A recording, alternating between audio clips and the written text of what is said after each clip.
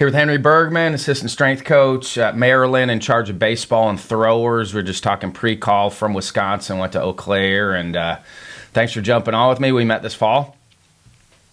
Yeah, thanks, Ryan. Pleasure. Happy to be here. What did you think of the Barnstormers this fall?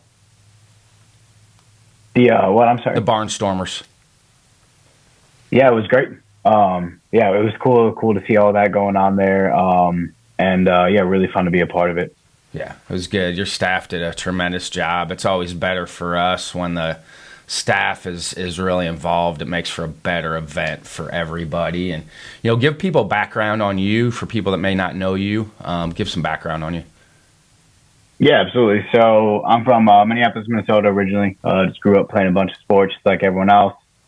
Kind of got into coaching and strength and conditioning pretty early on.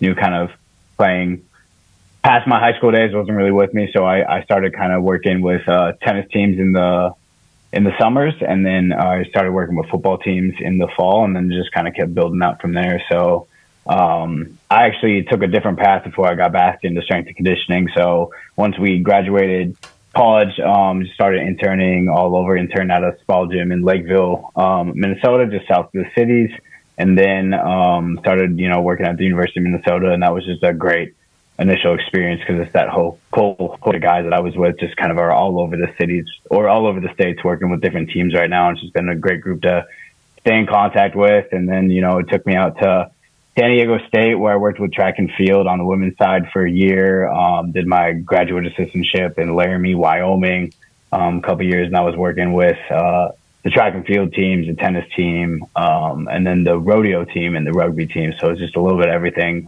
That's the beautiful thing about this field is you kind of just get a little bit of taste of every, different sports as you keep working around there. And then kind of got full-time for our first full-time spot in Towson, working with the women's basketball team, the baseball team, the golf teams, and then just kind of took me out to Maryland where I've been for the past 4 months working with Coach Swelp and Coach Jackson and that whole staff. It's been absolutely fantastic. Rodeo's they're a different breed, aren't they? Yeah, it was something else. I mean, I had no idea. I grew up in the cities in Minnesota, and then, head out there and not really knowing what to expect once I get to Laramie, but we trained early and they were awesome. So I had a total blast and getting to learn that sport. They took me out there. I got on the mechanical bull, which was something else. And it was quite a time for sure. Do you feel like it's helped you working with baseball now because you did work with other sports? Oh, absolutely. I think you get a wide variety of perspectives and different kinds of training styles. And then you just kind of try to seep it all together and put the best product forward. I think I've learned a lot with track. I mean, track was kind of my bread and butter for a while there, working at multiple different schools with it. And you just kind of see how everyone goes about their training and their thought process and how they put that into their athletes and their training program. And track is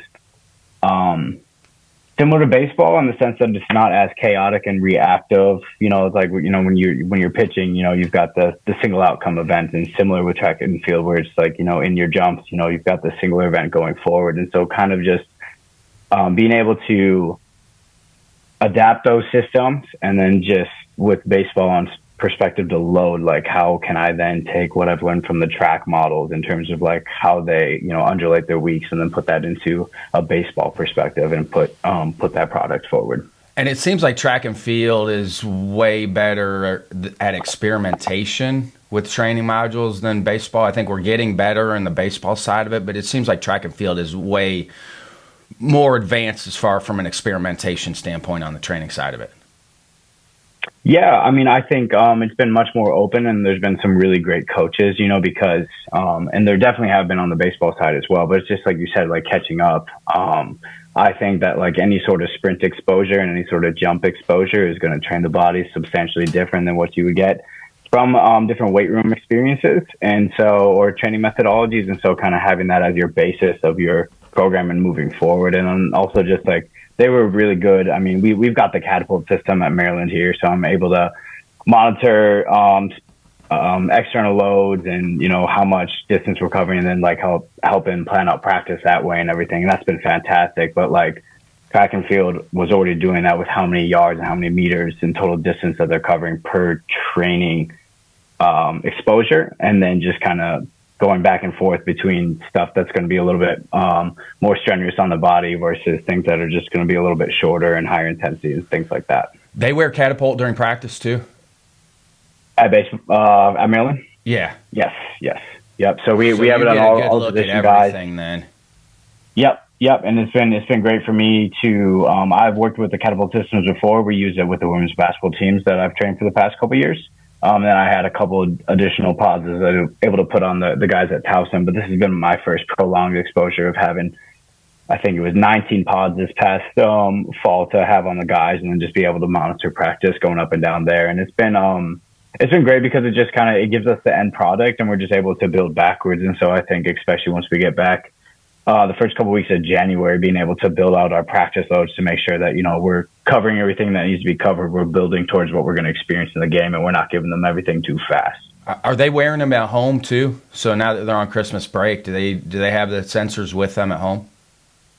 No, it's got one big dock. So we put them on before practice, and then they give them to me right afterwards. And then from there, I'm able to chop the data and send out the reports. Do you feel like that's key to keeping guys healthy? I think it does a great job being able to make modifications if we need to, and being able to kind of backtrack and kind of build into it. I mean, when you see the largest spike of like acute injuries or acute incidents, it's typically when there's been a downtime area, and then you come back and you want to get to everything to it, and then that's when little things pop up: my shoulder, my ankle, my back.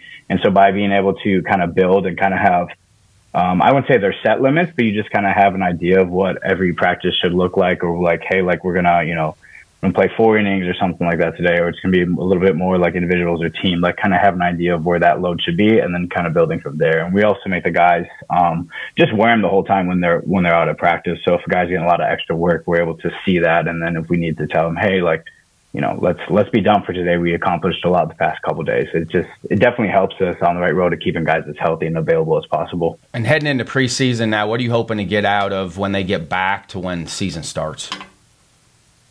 Yeah, work capacity to the same extent where we haven't seen these guys consistently for 4 to 6 weeks, and so being able to put enough load on them where they're going to be able to experience what they need to experience a month later into a game. And so just kind of building that out. And then we just, when we're doing weight room and resistance-based exercises, it's going to be a lot more for speed and power as an emphasis. We spent the past 3 to 4 months really just trying to build that engine, focus on specific outputs. And right now it's all about kind of conversion, making sure that we're moving really well. So that movement efficiency is there, but we're also kind of building them up and making sure that they're ready to go for the season once we get rolling. How can you tell? I mean, what are you assessing as far as how their movement quality is?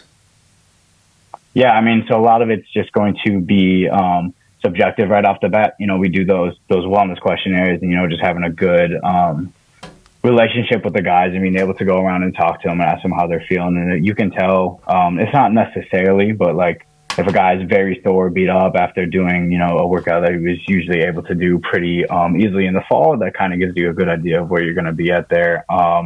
We do different sorts of assessments pre and post in the spring, or in the fall. So we did a whole bunch of assessments, range of motion, force plates, before we got trained in the fall, and then right before they left there. And then we're just trying to build them back in there. For pitchers, we've got a device that'll measure, different positions and where their shoulder is going to be strongest and whatnot, and if it's not strongest. And so we kind of have that ratio, and so it's just going to be how they're recovering from throwing and whatnot there, and then just building them back up that way. What are you assessing on the force plates?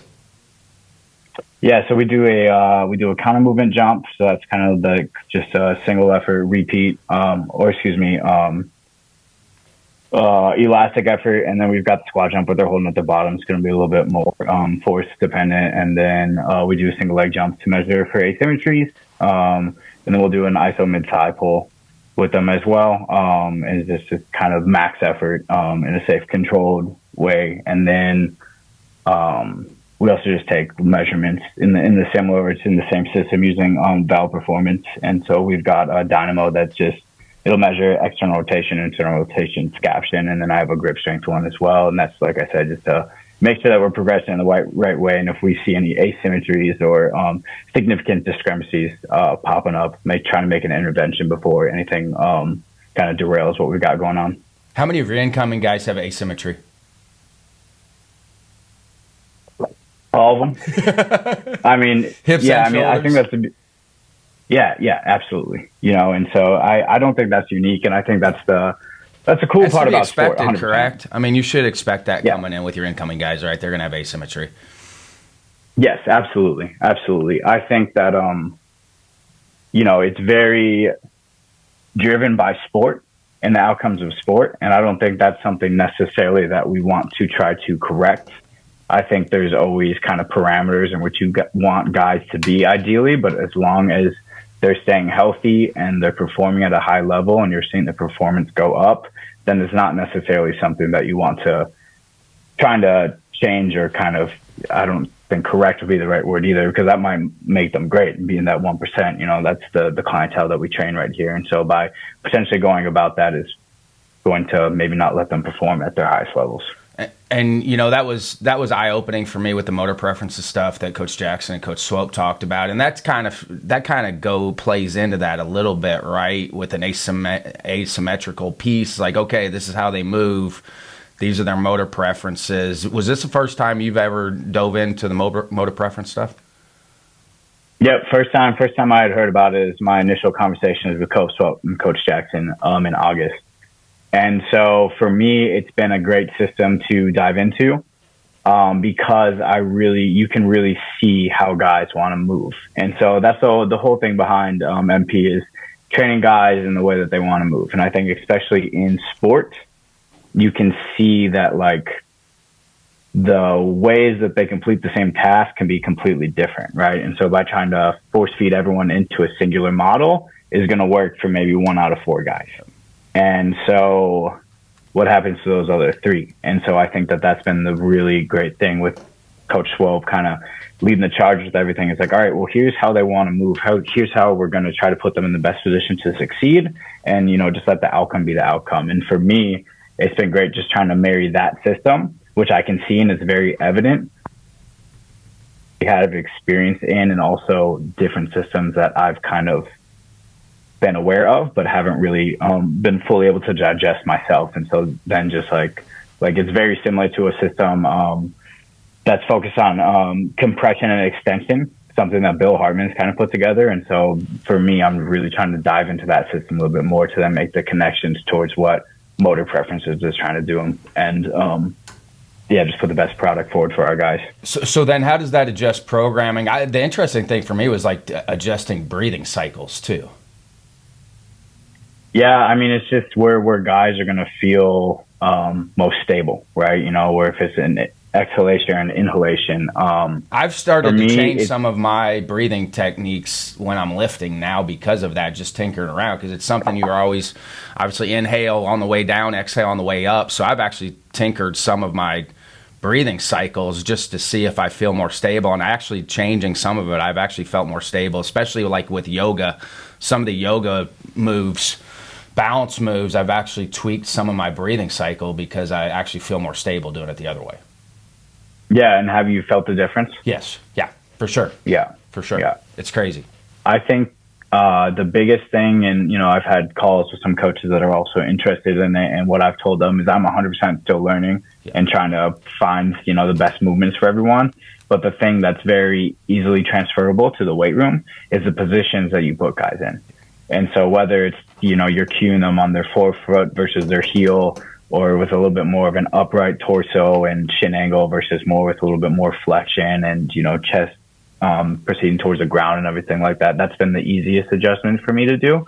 And then you're just messing around with kind of on the force speed conundrum where they're training, So when we talk about like the terrestrials, they're going to be a little bit more force and mechanical dominant. So they're going to be able to kind of push and really grind through specific exercises, and that might be the most beneficial for them versus aerials. Like they're gonna, be a lot more on that spring mass model. And so I'm an aerial, by the way. I don't like spending a lot of time on the ground when I do stuff. So I was always light feet, and I was very springy. So I'm more aerial than terrestrial. Yeah, I mean, well, and you can feel it, and I think it's interesting in my field where probably 80% of strength and conditioning coaches are terrestrial. And so if you're trying to fit them in that model that you've obviously personally seen success with, it's not going to work for everyone, right? And so it's just kind of putting that ego and putting that bias aside and just trying different things. I've heard from great coaches that, 80% of your program should be things that work and are true and tried methods, right? And then that 15 to 20% is things that you're experimenting with. And so I really do think that I'm in that phase where we've had these different models and you've had success doing on tweaking to put, like I said, the best product forward for the guys so they see success there. And I think, like I said, just kind of the orientation of the body and how they want to move, and then messing around with the percentages. It's been beneficial for the guys. Because, I mean, my job is like, we're obviously trying to drive outputs and drive transfer to baseball, but it's much more like you want to find the quickest way there. If like the adaptation is going to take over where they're not going to be able to have a great practice or get better at their sport because they're so taxed from something that I did in the weight room, that doesn't benefit them in the same way that would just, something that's a smaller stimulus making a greater impact on the field. So when did you get introduced to David Genest then? And for people that don't know him, AKA the Witch Doctor. Yeah, he was on campus in September. And that was a great experience as well. A very, very unique one. But I mean, he took me through the tests, and I'm sitting there questioning everything and having great conversations. And he's just he's being polite and being understanding and helping me lead me to my answers and conclusions and whatnot. But September was the first time that I met him, and then just had interactions with him this whole fall. So how does then that adjust kind of the warm-ups for the different movement patterns, motor preferences? Yeah, so at the conference, like you saw, they all go through a specific warm-up leading into their sport a little bit more. When they're in the weight room with me, like I do think that pushing general capabilities and capacities is going to lead to a over well-rounded athlete. So like we might go through, 5 to 10 minutes of very similar exercises. But then, like, once we start breaking off and we get into the movements or like exercise and mobility movements, right? And then once we start actually getting to the lift, that's when you're going to start to see, a differentiation between, what their profiles are, and then, if they're going to be a little bit more flexion or extension based, and just how we go about putting that in there. And then does that make your job easier in the weight room then with programming? Or does it make it more difficult? Yeah, I wouldn't say easier. I would say it leads me towards better results long term, 100%. Like having these profiles and being able to see things. Coach 12 would be one of the first ones to tell you that when he, discovered this method and this way of seeing and coaching and, being able to push athletes in the right direction, it was like a year and a half of just being able to see and digest it all before actually implementing, where I'm kind of in the middle a little bit more now. And it's just, just trying to take what I know and put it forward. And so I think it helps with buy-in 100% if you're able to speak the language. That's regardless of sport, like we were talking about rodeo earlier, but those kids love seeing me at practice, which is not, my familiar space by any means, but it's the same thing with the motor preferences. Where like, I'm at practice, I'm able to see the cues and how they go about teaching the skill. And then I'm bringing that same information. And because I know their profiles and I can kind of see their profiles, and I'm able to help them as well work on things that they were working out in practice and then putting that in the weight room. Yeah. How many of your incoming guys are multi-sport athletes? They all think they're gonna go pro in the NBA. It's stuff like that as well. And it's like, yeah, I'm baseball, but you should see me as when I'm on the court and stuff. It's like, yeah. So I couldn't put a number on that 100%, but I think a lot of those guys definitely did grow up playing multiple sports, and that's something that I would definitely advise and recommend is, to who's ever listening, if you've got kids in high school, is just the more sports and the more skills and the different, planes of motion and movement that your kids can be exposed to, just the better they're going to be and the easier it makes, their continued progress going forward, I think. And I think that the difference now is kids might call themselves multi-sport, but they're still playing one sport the whole year. So like they're not getting a break from that sport. Like they're Right. playing multiple sports at the same time, which actually is detrimental at times because the workload is too much for them. Yeah, I mean, when's going to be their break and just, just live as opposed to always being shuttled from thing to thing. I agree with that 100%. I think in a sport like baseball, that is a very highly skilled sport. Yep. There needs to be that kind of specific development. So keeping that in mind, but still being able to have the exposures that, tennis or basketball or track and field or swimming, just any of those sports are going to give you that's going to be different than baseball. Like that's all going to be beneficial towards their athletic development. Postseason assessments then. So what are you assessing postseason to send them out to summer ball or keeping them there to train? Yeah. So it'll be, so once we get an in season, right, the volume's going to decrease in terms of what we're doing in the weight room because the amount of games and just the total time playing the sport is going to go up substantially. Right. And so what we're just trying to do in season is we're just trying to maintain that floor, hopefully push it up a little bit. Right. But just maintain that strength, that mobility, ranges of motion, movement, efficacy. And then when we get to the end of the season, right, we'll do those assessments, those range of motion assessments, movement assessments that we did when we just left in December. And we'll just see, that difference in, did this guy lose thoracic mobility? Did this guy lose hip internal rotation, for example, stuff like that. And then just try to, give them a plan to help restore. And once, if we're going to go play summer ball, okay, how can we best give you a plan that you can implement while you're traveling all the time playing? If you had to start from scratch, so say you have a blank slate and you're going to pick up some technology, would Catapult be one of the first things you would get if you had a blank slate and you're trying to pick up some new tech, if you had money to spend?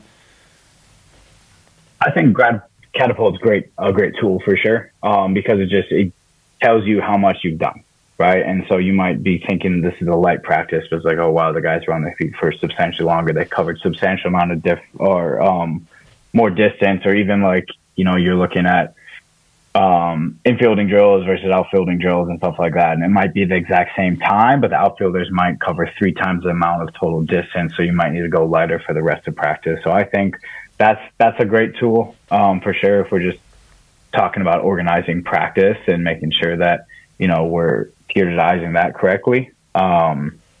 What do you use most in the weight room? I mean, when you're in there with the guys, obviously outside the squat rack and dumbbells and all that, what do you use from a tech piece the most?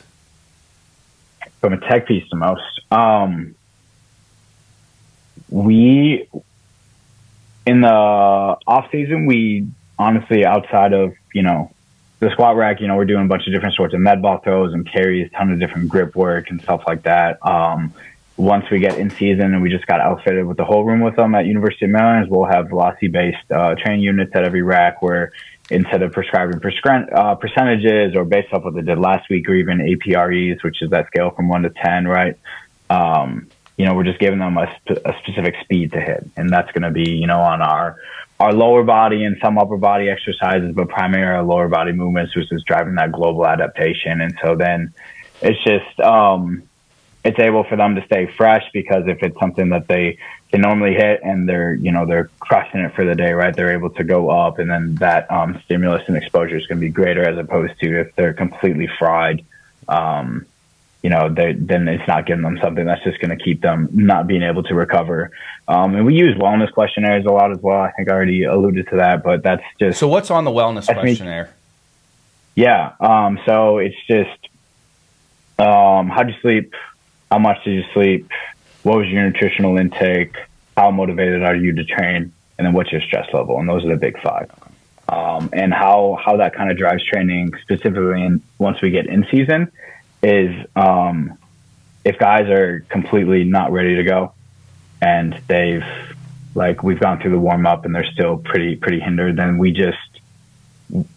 change up the volume, we change up the intensities, we might change up the exercises, right? But recovery is going to be substantially more important for them as opposed to driving something that's going to, help maintain strength or something like that. And so that's a great indicator. And then that also helps us, kind of be like, coach, like we should get up and do this, or coach, like, let's have this activity, or we need to pull back, we need to push more. And so it's kind of collecting subjective data that helps with all of our objective measures. What are you mixing in for recovery then? What are you using for them from a recovery standpoint?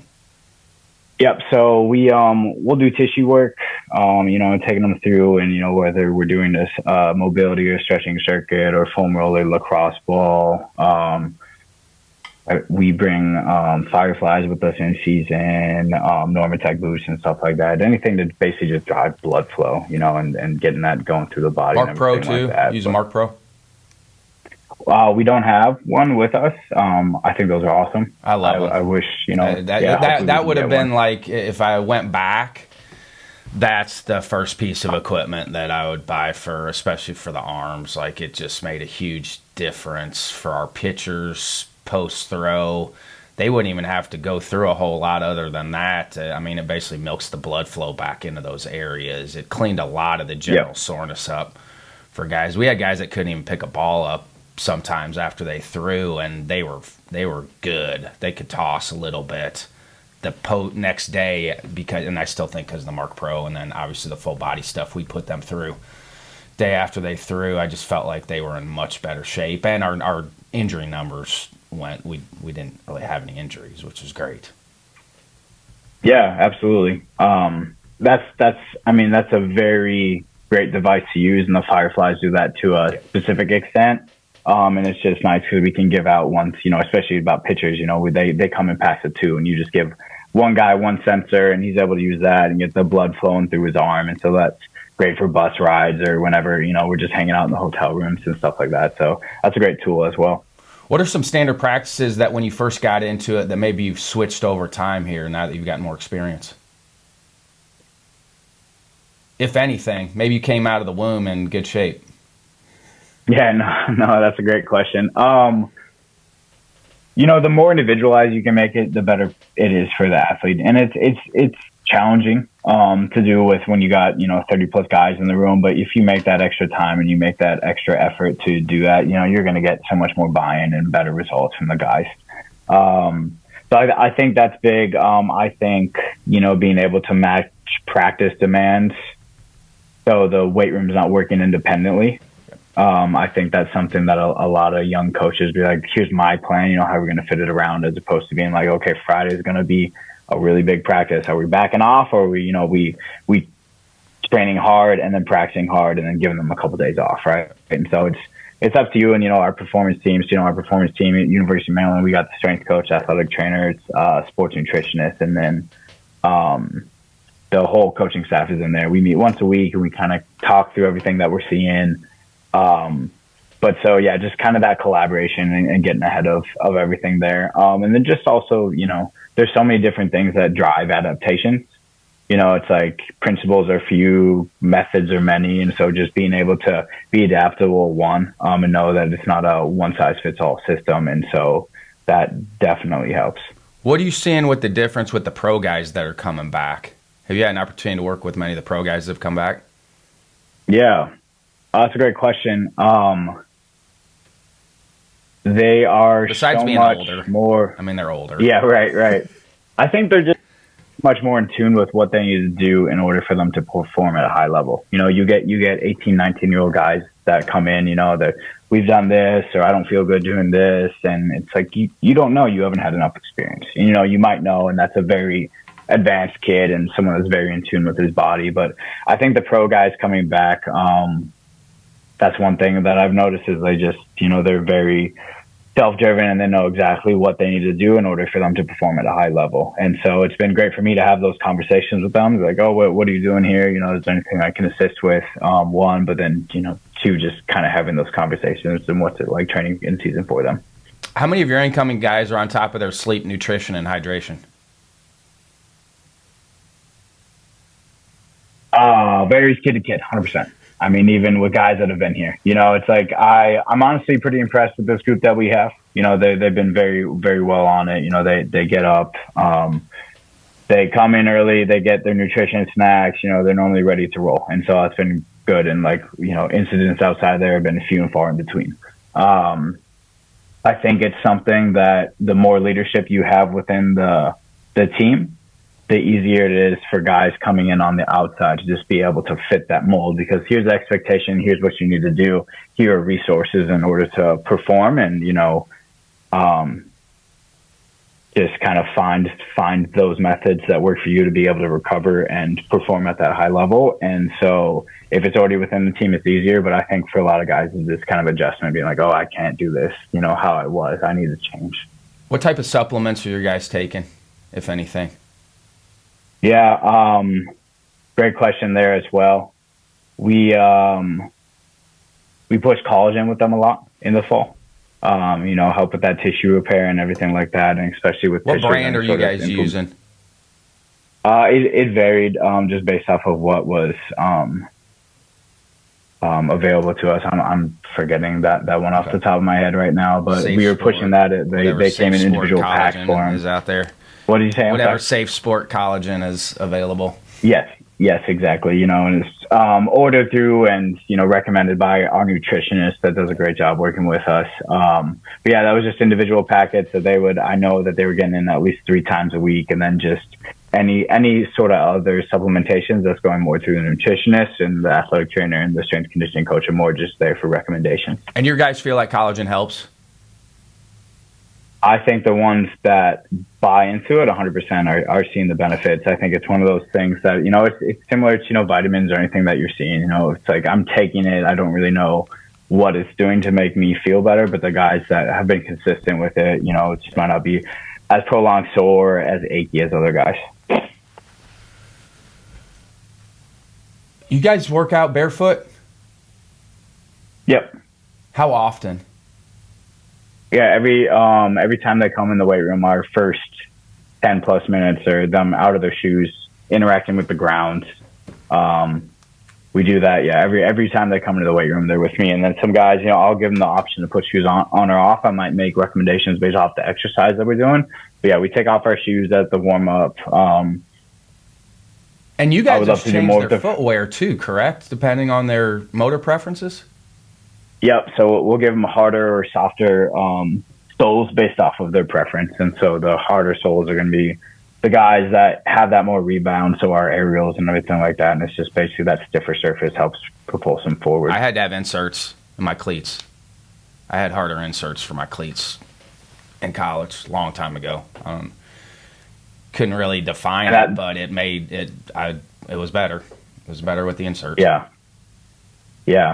And I think that's the thing, is it just kind of, it feels natural when you make that adjustment for them, and they were either there already or they just hadn't got them there by themselves. And so like I said, it's a very cool system to be a part of and keep on learning in. Coach Wolf does a great job. And your guys' numbers, I mean, you can't deny the offensive numbers. You guys have led the country in home runs and walks the last 2 years. So, everything that you guys are doing, you have the data to back it up. It's like, okay, whatever you're doing and however you're doing it, it's working on the offensive side. And I'm intrigued to see how it's going to work on the pitching side now that you're implementing with the pitchers too. Yeah, me as well. It was very interesting and fun listening along to, because Coach Wolf's been on this podcast a couple of times, and how even his thinking has progressed over the past 2 to 3. I think you had him on here a couple of years ago, and half the things that you discussed, I was like, I don't think we're doing half of that at practice anymore. And that's part of evolving, crazy, because I mean that's the human journey, is you have to evolve.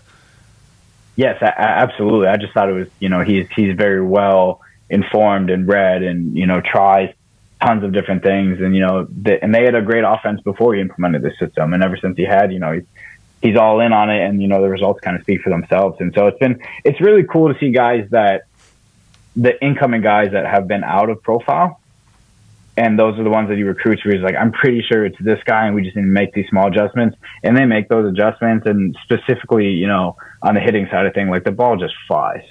Yeah. When someone has been in a certain model and they've been taught to be in their heels, they need X amount of hip and shoulder disassociation, where now it's like, okay, you're going to be in the ball your foot a little bit more, and you're going to coil, and you're basically swinging before that foot hits down, and just it's been really fun for me to see, because I didn't get very advanced in my baseball career at all, and so I'm very limited in the knowledge there. But then just being around the sport and seeing how things are coached and the different models that are there, and then taking this system where it's so much more based off of how a guy wants to move and getting to the like kind of reverse engineering off the result and being like, okay, well, this guy needs to open his hip more to get his shoulders through, as opposed to being able to create so much torque from the ground and things like that. And so it's really cool to see, and especially when the result is the ball's flying out of the park. So.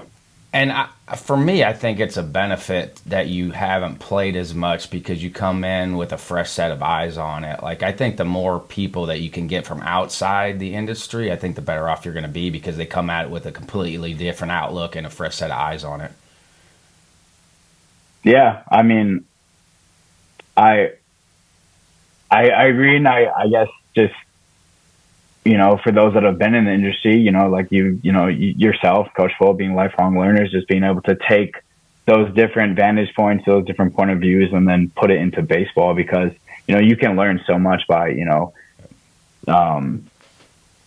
studying and dissecting another sport. Do you have a fail forward moment? Do you have something you thought was going to sidetrack you, but looking back now, it helped you move forward? Everybody has to answer this one. Specific to baseball or just any life? This is a life anything, question. Yeah. This is a life journey. This is a life journey question. Something you thought maybe at the time was going to set you back, but looking back now, it helped you move forward.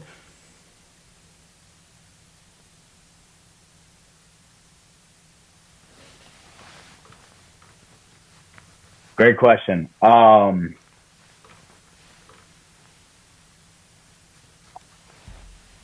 I don't know what I was doing when I was moving to Laramie, Wyoming. I'm going to be honest.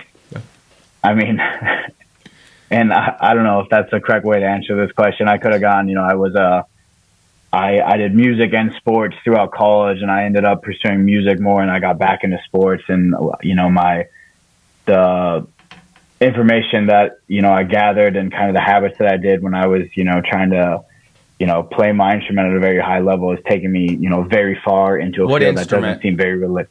Yeah, I play trombone. So I got a half a master's degree in jazz studies at Michigan State University, and then it had always been my 1A, and so I switched it to my 1B or my 2 option and started doing a lot more coaching, and that really, all those habits that I learned, you know, in music kind of brought me forward, but I don't think that was something that I thought was going to set me back. I just remember when I first moved to Laramie, Wyoming, being a city kid and being like, I have no idea where I am, but just the relationships that I made there, and, you know, that whole experience was fantastic. The coaches, the athletes, being in somewhere that's very rural as to somewhere else, you know, it's you kind of, you know, learn and see a whole different side of life that you weren't aware of. Well, and you figure out you don't, you know, and obviously you're in a bigger city and College Park, so like I think you have to do all those things to figure out that, okay, if you never live in a rural area, like you know, Macomb or Western Illinois is very rural. I liked it because the people were great, but obviously being in a bigger city like Iowa City or now Greensboro, like I'm more apt to not a huge city, because I've been in New York City and LA and San Francisco. Like, I don't want a city that big, but I really like Greensboro, the size. It's about 200,000 people, which is about my fit, because Evansville, where I grew up, is about 120.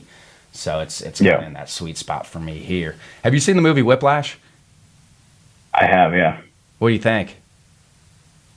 I think it does a really good job portraying some elements of the music field and industry, and kind of that strive for greatness and all of the work that goes into it. I think the last 20 minutes are like the most intense, one of the most intense movie scenes of all time. For anybody that hasn't watched Whiplash, we used to watch it on the bus because I wanted to show our guys, I'm like, there's an alternative coach out there.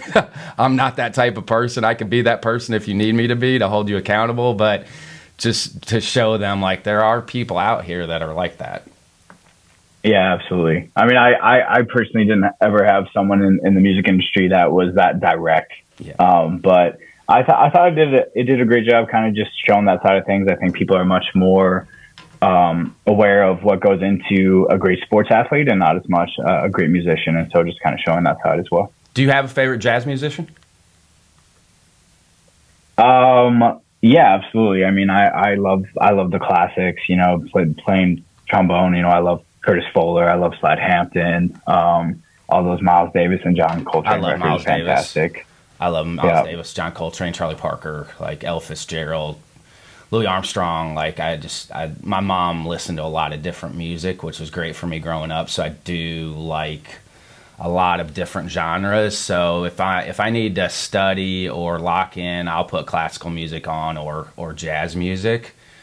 We used to do for individuals, we would do a classical day. So like for me, I think it helped them concentrate more because our guys did not listen to classical music. So I think it made them uncomfortable at times, and I think it forced them to concentrate. So Tuesdays for indies, I would crank the music up on the loudspeaker at Dwayne Banks, and so we would have classical music going all day on Tuesdays because that's what I really liked to listen to classical when I was studying. But for me, when you look at the research, I think classical, because it keeps an even heartbeat too, I think you're supposedly supposed to listen to classical music when you're doing any sort of extended workout because it keeps your heart rate the same.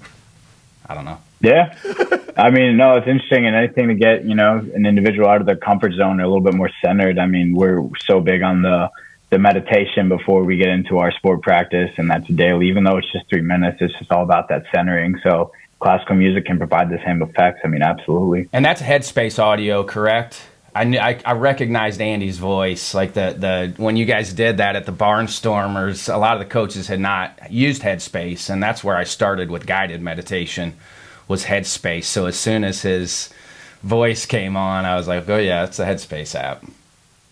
Yep. Very, very consistent within our training practice plans, just getting that in there. And I hope it's something that the guys start doing on their own because I think it's very beneficial. And I think it's fantastic we're doing it with them right now because it's something that, I think we had a conversation at the conference or the clinic where, it's something that you're doing. It's something I'm implementing, something Coach Swope does. And so, hopefully just, they take that little bit and they can apply it to their daily lives. Yeah, we did it in practice, but then I gave them a 25-minute audio that was progressive muscle relaxation techniques that I had done a lot of research as an undergrad and grad on. So it was that 20-minute progressive muscle relaxation technique was awesome because with deep breathing, tightening, relaxing muscles, I felt like it helped them get a better quality of sleep too. And then there was some manifestation pieces and mental imagery pieces that were on the back end of that, which the brain is such a powerful thing. I think the more that you can send it positive messages and positive affirmations, I think you're going to get better results. But the benefit of it was just a better quality of sleep. And it's like anything else. Not everybody did it, I'm sure, but the ones that did buy into it and did it religiously, and it helped me a lot as a player. I don't think I would have been the type of college player as I was if I was not listening to that. I listened to it just about every night. From junior year of high school. That's fantastic. Junior summer of high school all the way through my playing career. And now I have different guided stuff that I use. I'm a big fan of the 4 inhale, 7 hold, 8 exhale for sleeping. Anytime I'm having a hard time getting sleep, I'll go to the 4 in, 7 hold, 8 exhale out, and usually within about 9 to 10 breath cycles, I'm usually close to being able to sleep. So but you don't know what you don't know. I think that's part of coaching is introducing new things to players because they probably have never been introduced to any of that stuff before, and it does help. Yeah, absolutely. Well, and you also think about the mental preparation that goes into the sport that a lot of guys, we talked about the pros earlier, but, the 18 to 22-year-old can see physical tasks that have been completed, right? How many times how many swings did I take today? What did I do for my mobility routine or anything like that? Or how many, how far did I work out when I was doing long toss? Like any sort of physical task is an easy thing to check off, where when you really, try to develop the mind to really focus on, video and analysis and stuff like that. There's a whole side of your game that needs to be developed that a lot of times, this population isn't as aware of once they get here. And hopefully that's something we just help them continue to grow on. And so meditation is definitely one thing that they can build upon for sure. And there's some mental health components to it too. I mean, they're in a high stress situation, 18 to 23-year-olds. They're going through a lot in life, not just on the field, but away from it. So there are plenty of mental health components with this too, because if you look at the suicide rate numbers now, that's part of the things I talk about when I go on the circuit is, I think we had 45,000 suicides in 21, and I think we're up to 48,000 in 22 from the CDC numbers, and a lot of that is I think 76% of that is white males. So there are some, you may end up saving somebody's life with some of this stuff too, which is an important piece of it as well. What about you working out? What do you do? What do you like to do for your routines for working out? Yeah, I try to do the things that our guys do. One, normally before I put something in, I have tried it before, and so that's been fun for me. Like I said, always trying different sports, so playing catch with someone, put a bat in my hands, whatnot. So if we're talking about that kind of things, but for my development, I've always learned a lot from doing other people's programs. So for me training, I'll buy other coaches' programs, or have someone else program me and for me, and hopefully if there's even just one thing that I can take away, it's worth doing it. And so I'm going through something where I'm doing substantially more running than I normally do. And so I've been doing that for the past couple of months, and that's been good. It's been challenging. I'm still doing, your normal lifting routines, your squats, your deadlifts, benching, pull-ups, all that good stuff. I still sprint. Not a lot, but I do still try to get, after my dynamic warm-up in, I'll try to get some sprint work in.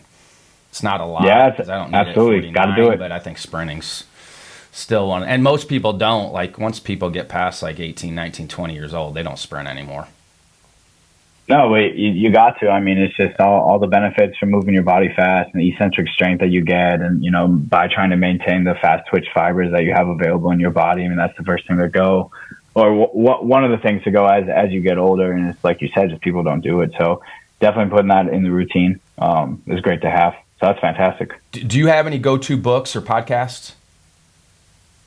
Yeah, I mean, I'm always diving into podcasts. I think that's my number one kind of medium in order for me to go find a source to look up, or a blog or a research article. So, what blogs are you on? If you're going to a blog, I'm not a huge blog guy, but if you're going to a blog, which ones are you going to?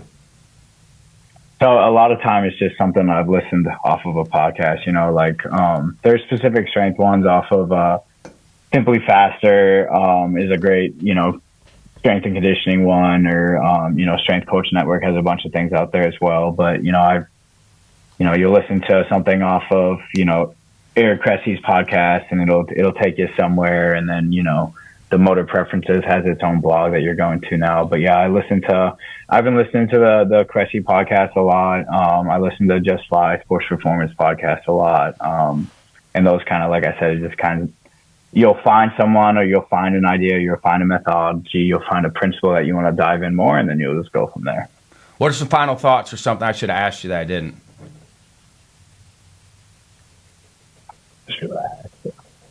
I mean, we covered a lot of things. I was kind of, we do some fun things on the arm care side of things in terms of, fatigue, stress, and fresh tests with the pitchers, and just trying to make sure that they're getting well recovered. And then that's helping us then guide their training a little bit more, and guiding, even their pitch counts and what drills that they're doing. Coach Jackson does a great job giving them drills that fit their profiles and what they need to work on the mound. But then if they're not able to recover from that, then we're just trending in the wrong direction. That's going to hinder performance, right? And so, it's something similar to the wellness questionnaires, but the pitchers are coming in at least once a week, getting a reading on their arm, seeing how it's going. We usually do a fresh test, because I did. Is that with internal and external rotation for their arm? Yep. So we'll put them in a 90-90. So they're lying on their back, and they put their arm out to the side, and then they'll do internal by rotating down, external by rotating away. Yep. Captions in that Y position, pushing straight back, and then that grip strength. And so it's been a good way for us to just monitor the guys. And if we need to, a lot of times everything that we drive, or a lot of things that we drive in the weight room, is going to be internal rotation bias. All of your pressing and your pull is going to be a lot more there. And so if we see a guy substantially increasing his internal rotation strength and his external rotation strength is staying status quo or even lagging, then we make modifications, whether if it's something that I'm doing in the weight room, or giving him additional exercises to work on his external rotation, or even, like I said, just limiting volume on some things. I mean, it's really personalized on that aspect. And so it's good just to have that conversation for the guys, and then myself and TC, our athletic trainer, just kind of help them, and Jimmy, our pitching coach, kind of direct them down the right road to make sure that their arms are covering and staying fresh and ready for bullpens, lives, and going to be pitching in games here soon enough. Thanks for your time, Henry. Hopefully you get some snow up there so you can get some snowmobiling in while you're up there. But get a little breather here before you get back to it. Yeah, great. Thanks so much for having me on. It was great talking with you.